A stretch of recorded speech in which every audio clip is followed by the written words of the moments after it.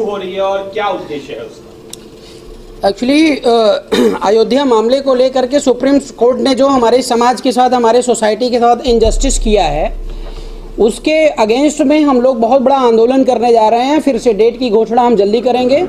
साथ ही साथ आज इस सभा के माध्यम से एक कमेटी का गठन हुआ है और इस कमेटी में लगभग 15 से 20 लोगों का नाम आया है जो इंटेलेक्चुअल पर्सनालिटीज़ हैं हमारे समाज के, और ये चीज़ हम जल्दी घोषणा करेंगे कि कौन कौन है। भविष्य में और भी जो संगठन हैं या पॉलिटिकल पार्टीज़ हैं या और भी जो बुद्धिजीवी लोग हैं इस कमेटी में शामिल होंगे, और हम दोबारा सुप्रीम कोर्ट में रीपिटीशन के लिए जा रहे हैं, क्योंकि पूरा का पूरा जो बौद्ध समाज है सुप्रीम कोर्ट के इस ऑर्डर को डिनाई करता है, उसको विरोध करता है, सख्त विरोध करता है, क्योंकि हमारी बौद्ध विरासत के साथ बहुत बड़ा अपमान हो रहा है।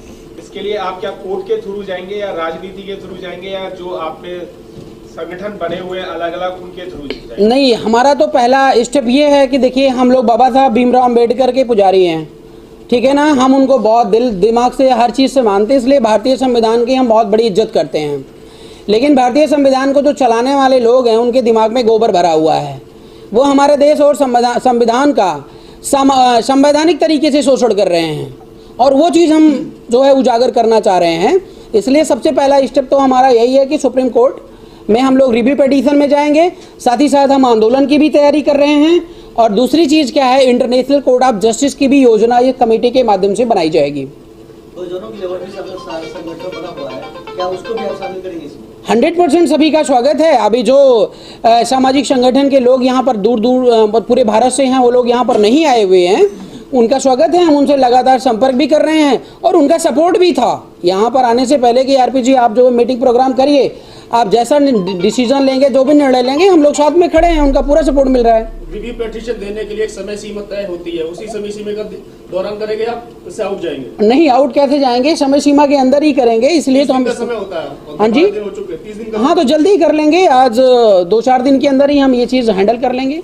क्या आपको लगता है कि आपकी पिटीशन जो है वो दायर होने के बाद आपके पक्ष में जाएगा? सर, बहस तो हम करना चाहते हैं ना सुप्रीम कोर्ट से। वकील जो बहस करते हैं वो रिटर्न वे में बात करते हैं। हमें सिंपल आइडियोलॉजी समझा दो कि बुद्ध की आइडियोलॉजी क्या है और जो है हिंदुज़म की आइडियोलॉजी क्या है। सारे जो वहाँ पे एविडेंस मिले हुए हैं वो बुद्धिज्म के प्रतीक हैं, और आप कह रहे हो वहाँ पे राम मंदिर बनेगा। तो इसका कोई आपके पास पुख्ता सबूत है? सर, 600 पन्ने की फाइल सुप्रीम कोर्ट में लगी हुई है। सुप्रीम कोर्ट ने खुद कहा कि एविडेंस और साक्ष्यों के आधार पर हम निर्णय करते हैं। तो सुप्रीम कोर्ट से हम ये पूछना चाहते हैं, एविडेंस साक्ष्य तुम्हारे कहाँ चले गए?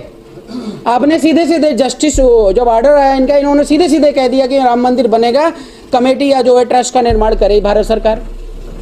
आपने उसका कोई कंक्लूजन नहीं दिया, और इनके ऑर्डर में लिखा हुआ चल रही है, बीजेपी की गवर्नमेंट चल रही है। क्या आपको ऐसा लगता है सर? देखिए, आपका ये राम मंदिर हटा करके वो बुद्ध मंदिर बना देंगे? सर देखिए, राम मंदिर हटा के बुद्ध मंदिर बना दें, हम इसकी लड़ाई लड़ी नहीं रहे हैं। हम तो देश की विरासत है उसको बचाने के चक्कर में हैं, हम उसके लिए लड़ रहे हैं, हम अपने अस्तित्व के लिए लड़ रहे हैं। भाई, हमें सुप्रीम कोर्ट जज न्याय क्यों नहीं दे रहा है? अब ये काम सुप्रीम कोर्ट का है, बताए वो राम मंदिर बनाएगा, बौद्ध मंदिर बनाएगा, अस्पताल बनाएगा, क्या बनाएगा, लेकिन हमें और इस देश को संतुष्ट तो करे कि हम इस आधार पर निर्णय दे रहे हैं।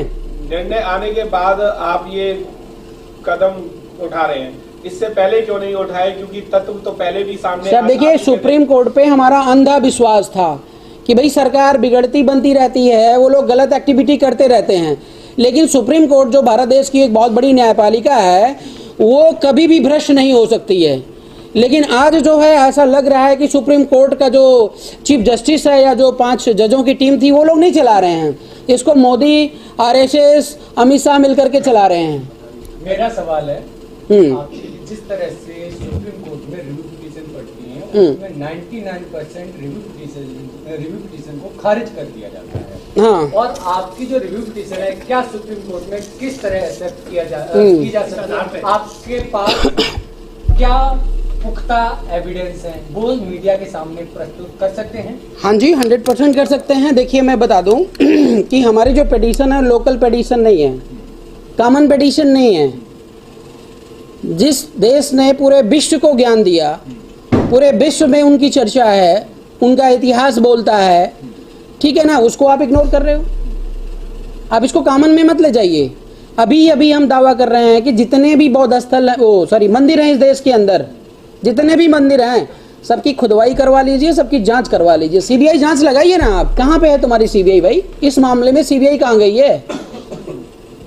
आप सब में अभी एविडेंस जो है बुद्ध का मिलेगा। ठीक अगर है आपकी रिव्यू पिटीशन एक्सेप्ट नहीं की जाती तो आपका अगला कदम क्या होगा? भैया 90% हैं, बात समझ रहे हैं ना? अगली सरकार हम बना देंगे, सुप्रीम कोर्ट की व्यवस्था को सही कर देंगे, जो यहाँ की बिगड़ी है वो सब अरेंज कर देंगे। 90% लोग हैं हम देश के अंदर, वोट हम देते हैं उनको, बलात्कारियों को, षड्यंत्रकारियों को वोट देते हैं। देश के साथ बैठ करके उसकी माँ बहन कर रहे हैं, भारत माता की जय बोलते हैं। ये अधिकार उनको किसने दिया है? आप 90% की बात कर रहे हैं। हाँ। 90% वोटिंग आपके पास है देश की, और किसी भी गवर्नमेंट को आप बना सकते हैं। जी। आपने अभी तक कोई गवर्नमेंट नहीं बनाई। दूसरा ये हम्म। कि 20 लाख बौद्ध हैं आपके पास बस। इसके अलावा सारे हिंदू, क्रिश्चियन और मुस्लिम और भी अन्य धर्म को मानने वाले लोग हैं। तो आप 90% से आप सरकार कैसे बना लेंगे? देखिए सर, बहुजन में जो भी भाई बंधु हैं सबको पता है कि हम बौद्धिस्ट विचारधारा से बिलोंग करते हैं, उसको फॉलो भी करते हैं। रही बात रिटर्न में, तो वो चीज़ अभी नहीं हो पाई है। अब ये कमेटी जो बनी हुई है, ये कमेटी कार्य करेगी आगे इस पर भी, और हम शॉर्टली उनको जो है उनका सर्टिफिकेट भी मेंटेन करने का प्रयास करेंगे। तब देश की गवर्नमेंट बनाने की बात कर रहे हैं, पर हम एक इलाके का चीफ मिनिस्टर भी नहीं बना पा रहे। तो देश की गवर्नमेंट सर देखिए, काम ढंग से नहीं हो पा रहा है, बात बना पाने की नहीं है सर। ठीक है, अगर व्यक्ति कहीं अनसक्सेस हो गया, असफल हो गया है, तो उसको लेकर के हम अपने आने वाली पीढ़ी को हम ये नहीं कह सकते कि भाई तुम्हारे बाप ने ये नहीं किया तो तुम नहीं कर सकते हो, क्योंकि आज आप देखते हैं मोबाइल फ़ोन वगैरह में बच्चे कितने एक्सपर्ट होते हैं। तो भविष्य में अगर अच्छा नेतृत्व मिले तो 100% पूरे मानवतावादी विचारधारा के लोग, चाहे वो ब्राह्मण ही क्यों ना हो या पंडित क्यों ना हो, वो भी हमारा सपोर्ट करेगा। क्योंकि इस मोदी सरकार से ब्राह्मण भी जो है, जो सिंपल ब्राह्मण, पंडित की बात कर रहा हूँ मैं, जो नॉर्मल हैं, नॉर्मल इन द सेंस उनको राजनीति से कोई लेना देना नहीं है, वो भी परेशान है। एक बड़ा सवाल ये है सर, तो जिन बात कर रहे हो बहुजनों की, जी। बहुजन ही अपने आप को हिंदू मान के बैठा हुआ है, तो कैसे आप सत्ता प्राप्त? बहुजन हिंदू मान के नहीं बैठा है, ये जो पॉलिटिकल हमारे लीडर हैं, जो सोशल लीडर हैं, उनमें प्रॉब्लम है। उनको जिस दिन मंच पर बिठा देंगे, बहुजन अपने आप खड़ा हो जाएगा। कहा जाता है भाषा को माता कहा जाता है। आपने अपने भाषा को